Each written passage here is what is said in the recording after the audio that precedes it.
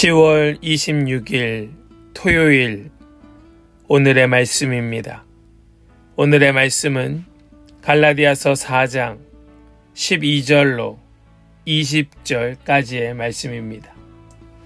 갈라디아서 4장 12절로 20절입니다. 형제 자매 여러분, 내가 여러분과 같이 되었으니 여러분도 나와 같이 되기를 바랍니다. 여러분이 내게 해를 입힌 일은 없습니다. 그리고 여러분이 아시는 바와 같이 내가 여러분에게 처음으로 복음을 전하게 된 것은 내 육체가 병든 것이 그 계기가 되었습니다. 그리고 내 몸에는 여러분에게 시험이 될 만한 것이 있었는데 여러분은 나를 멸시하지도 않고 외면하지도 않았습니다. 여러분은 나를 하나님의 천사와 같이 그리스도 예수와 같이 영접해 주었습니다. 그런데 여러분의 그 감격이 지금은 어디에 있습니까? 나는 여러분에게 증언합니다. 여러분은 할 수만 있었다면 여러분의 눈이라도 빼어서 내게 주었을 것입니다. 그런데 내가 여러분에게 진실을 말하기 때문에 여러분의 원수가 되었습니까? 위에서 내가 말한 사람들이 여러분에게 열심을 내는 것은 좋은 뜻으로 하는 것이 아니라 여러분을 내게서 떼어놓아서 여러분으로 하여금 자기네들을 열심히 따르게 하려고 하는 것입니다. 그런데 그들이 좋은 뜻으로 여러분에게 열심을 낸다면 그것은 내가 여러분과 함께 있을 때뿐만 아니라 언제든지 좋은 일입니다. 나의 자녀 여러분, 나는 여러분 속에 그리스도의 형상이 이루어지기까지 다시 해산의 고통을 겪습니다. 이제라도 내가 여러분을 만나 어조를 부드럽게 바꾸어서 말할 수 있으면 좋겠습니다. 나는 여러분의 일을 어떻게 하면 좋을지 당황하고 있습니다. 아멘. 살아계신 하나님의 말씀입니다. 아멘.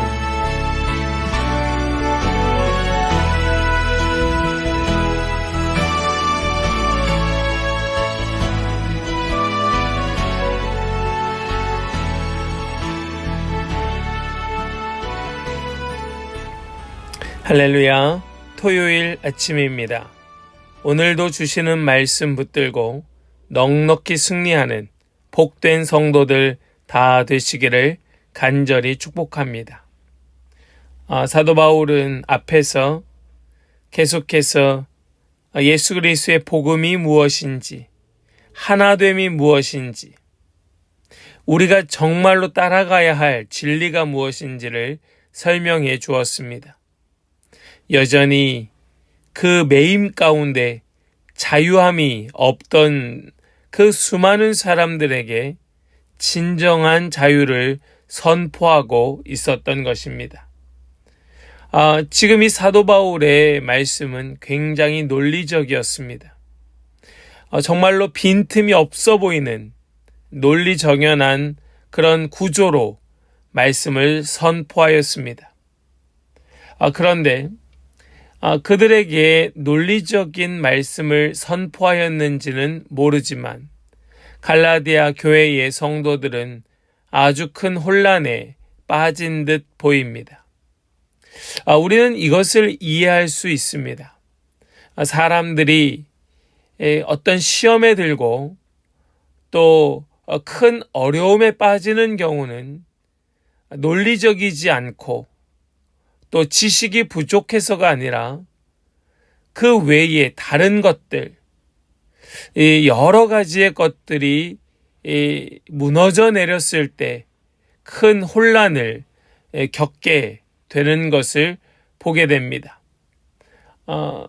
이러한 갈라디아 교회의 성도들에게 사도 바울은 지금까지의 논조와는 조금 다른 논리적이기보다는 그들이 가지고 있었던 친분 관계, 처음에 어떻게 만났고 또 어떻게 복음을 전하였는지 이러한 사도 바울과의 친분 관계를 가지고 그들에게 다시 한번 설득하고 있는 것이 오늘 본문의 말씀입니다. 우리 오늘 이 말씀을 통하여서 우리의 모습을 돌아보기를 원합니다. 잘 안 될 때도 많고 해도 어려울 때가 있지만은 그럼에도 불구하고 우리가 해야 할 일이 있다면 하는 것이죠. 그것이 그리스도인이고 그것이 하나님의 뜻이기 때문에 그러합니다. 사도 바울은 오늘 말씀의 시작에서 이렇게 이야기합니다. 12절 말씀을 보면 이렇게 말씀하지요.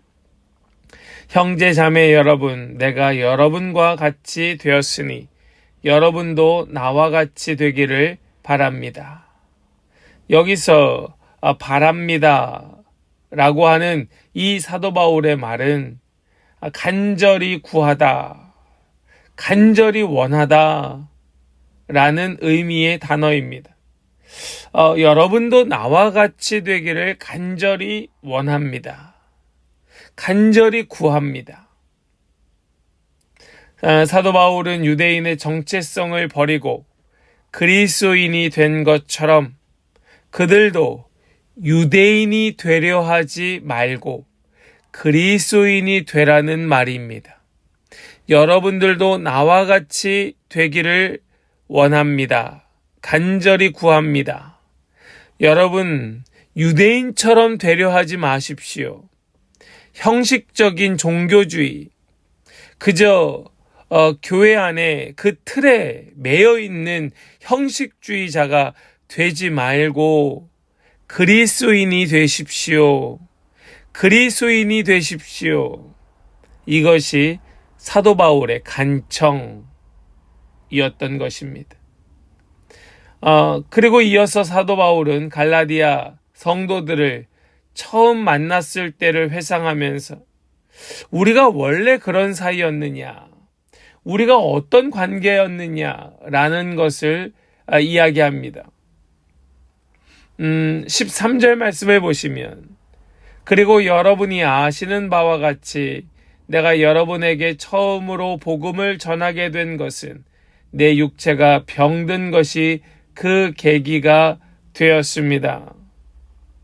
그것이 계기가 되어서 갈라디아 교회 성도들과 사도 바울은 어떤 관계가 되었는가? 15절 말씀의 마지막을 보면 여러분은 할 수만 있었다면 여러분의 눈이라도 빼어서 내게 주었을 것입니다. 이것이 지금 사도 바울이 이 갈라디아 교회 성도들을 설득하며 하는 말씀이에요. 이것은 논리적인 것과는 상관없고 진리가, 복음이 예수 그리스도 안에 하나됨이 무엇인가와는 관계없는 말씀이지요.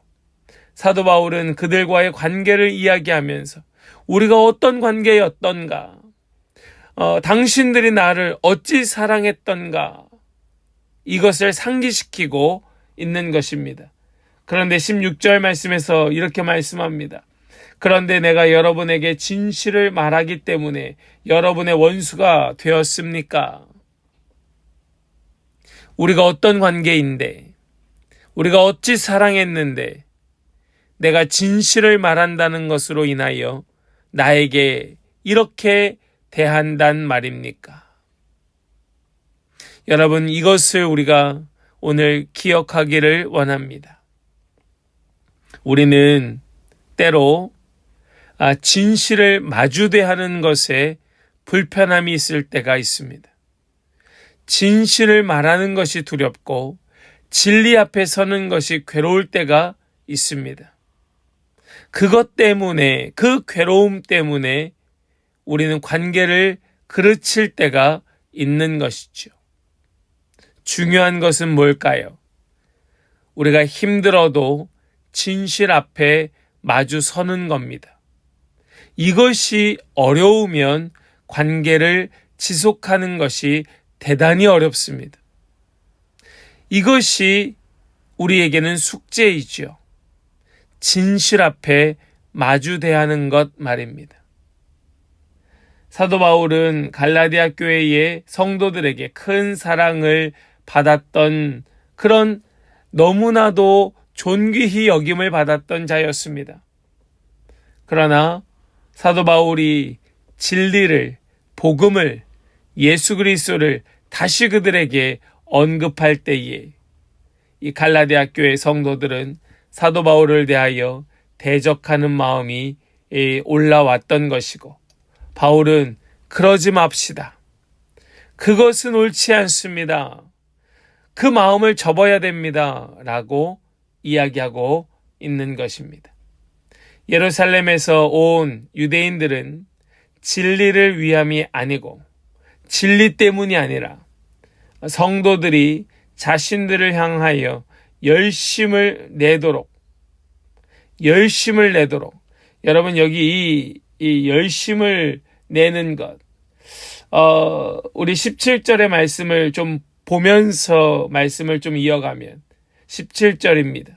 위에서 내가 말한 사람들이 여러분에게 열심을 내는 것은 좋은 뜻으로 하는 것이 아니라 여러분을 내게서 떼어놓아서 여러분으로 하여금 자기네들을 열심히 따르게 하려고 하는 것입니다. 지금 이 갈라디아 성도들 그들에게 열심을 낸 까닭은 누가 말입니까? 그 예루살렘에서 온 유대인들이 열심을 내는 까닭은 여기 열심을 낸다. 이것은 열광하다. 이런 의미입니다. 이들이 이 갈라디아 교회에 와서 열광을 하는 겁니다. 피를 토하는 것이지요. 와, 이 사람들 이렇게 열심을 내는 걸 보니까 이토록 피를 토하며 외치고 또 외치는 것을 보니까 저들이 하는 말이 진짠가 보다 라고 믿도록 하였던 것입니다. 그렇게 한 까닭은 좋은 뜻으로 하는 것이 아니고 여러분을 내게서 떼어놓아서 여러분으로 하여금 자기네들을 열심히 따르게 하려고 하는 것이었습니다. 누구를 따릅니까? 예수 그리스도를 따릅니까? 예수 그리스도 안에 하나가 됩니까? 그렇지 않고 자기네들을 열심히 따르도록 여러분 이 거짓 선동을 주의해야 할 것입니다. 누구를 따라가는가? 우리는 지금도 마치 자신이 뭔가 대단한 선지자인 것처럼 떠들어대면서 예수 그리스도가 아닌 자신을 따라 오라고 외치는 많은 그런 거짓 선동가들을 우리는 어렵지 않게 보게 됩니다. 그것을 우리는 배격해야 하는 겁니다. 그거에 동조해서는 안 됩니다. 그들과 함께 거리로 나가는 것은 어리석은 거예요. 그 열심은 무엇을 위함인가? 예수 그리스도를 따름이 아니라 자기네들을 따르기 위함으로 열심을 냈던 것입니다. 그러지 말라는 겁니다. 이 갈라디아 교회 성도들에게 사도 바울은 그들을 따라가서는 안 된다고 말하고 있습니다. 그러면서 다시 한번 각오를 이야기합니다. 사도 바울의 각오입니다. 19절 말씀. 나의 자녀 여러분, 자녀와 같은 자이죠. 복음을 사도 바울로부터 들었고 받았기 때문에 그렇습니다. 이들은 사도 바울에게 자녀와 같은 자들, 제자와 같은 자들이었습니다. 나는 여러분 속에 그리스도의 형상이 이루어지기까지 다시 해산의 고통을 겪습니다. 그러면서 나도 당신들을 만나 부드럽게 말하면 좋겠지만 그렇게 할 수 없을 것 같습니다.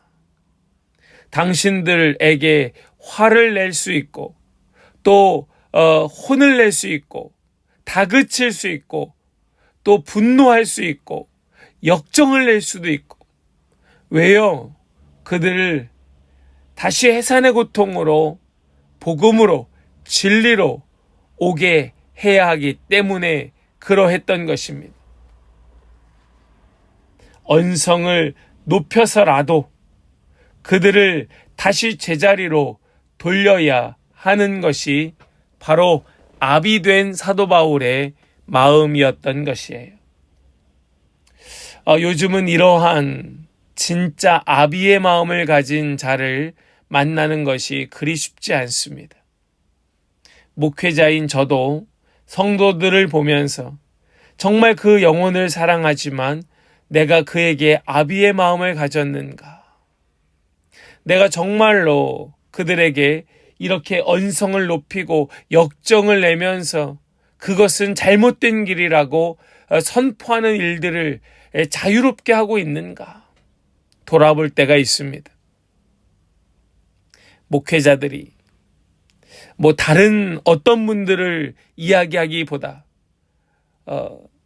제 자신이 우리 성도들에게 이러한 마음으로 바른 길을 가자고, 그 길은 잘못된 길이라고 외칠 때에 그것은 화를 내고 분노하기 위함이 아니고 바른 길을 함께 가기 위하여, 옳은 길로 함께 걷기 위하여 소망하는 마음, 사랑하는 마음으로 외치고 또 외치는 이 사도 바울의 발 뒤꿈치 쫓아갈 수도 없지만은 그럼에도 불구하고 가지고 있는 우리 주님 주신 그 선한 마음임을 이해하시고 이러한 마음으로 함께 걷는 우리 귀한 성도들 되시기를 간절히 원합니다. 부족하지만 저도 사도 바울과 같이 진리를 전하기를 원합니다.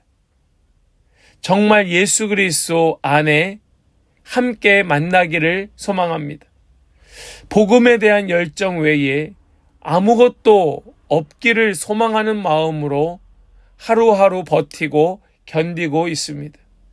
그런 마음으로 함께 그 복음으로, 진리로, 예수 그리스도로 하나 되어 함께 주님의 그 몸된 교회 세워가고 만들어가고 함께 예수 그리스도 닮아가고 하나님의 나라 이루어가는 우리 모든 복된 성도들 되시기를 주님의 이름으로 간절히 축원합니다. 아멘. 기도하겠습니다. 하나님 감사합니다. 하나님, 우리가 복음을 부끄러워하지 않는 것은 그 복음 안에 생명이 있기 때문인 줄 믿습니다. 사람들은 복음을 잘 깨닫지 못하여, 여전히 복음을 알지 못하여 복음이 아닌 율법을, 복음이 아닌 우상을 외치기도 하지만 그 속에서라도 그것으로 인하여 사도 바울과 같이 너무나 강한 어조로 말한다 할지라도 우리 모든 성도들 함께 진리로 살아갈 수 있도록 외치고 또 외치는 그러한 주님의 종이 되게 하여 주시고 오직 예수 그리스도 안에 하나 되길 소망하며 함께 따라가는 우리 모든 성도들이 되게 하여 주시옵소서. 우리 귀한 성도들 주님이 그 마음을 아시오니 주님 친히 찾아가 만나주시고 위로하여 주시고 끌어안아 주시고 주님께서 그 손 잡아주시고 주님 날아가는 그날까지 함께 걷는 인생 되게 하여 주실 것을 믿고 감사드리며 우리 주 예수 그리스도의 거룩하신 이름으로 기도하옵나이다. 아멘.